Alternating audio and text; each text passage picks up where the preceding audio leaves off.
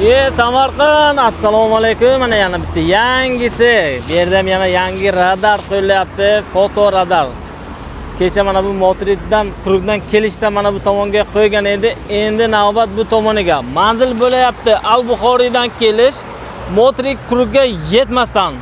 Xuddi mana bu kechagi joyni qarama-qarshi joyiga foto radar qo'yilyapti. Ana endi ehtiyot bo'lamiz.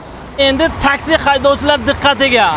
Agarda siz xavfsizlik kamarini taqmasangiz, endi sizlarga ham jarima keladi.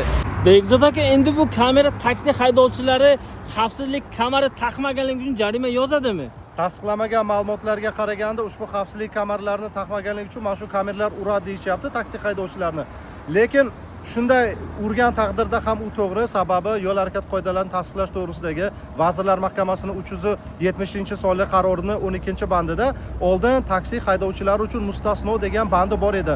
Hozirda 2022-yildan boshlab yo'l harakat qoidalarini tasdiqlash borasidagi 172-sonli Vazirlar Mahkamasining qaroriga ko'ra mustasno degan joy yo'q. Shuning uchun taksi haydovchilari ham taqib yuringlar. Agar kameradan jarima kelsa, u to'g'ri bo'ladi. Uni sud tartibida ham bekor qila olmaysizlar.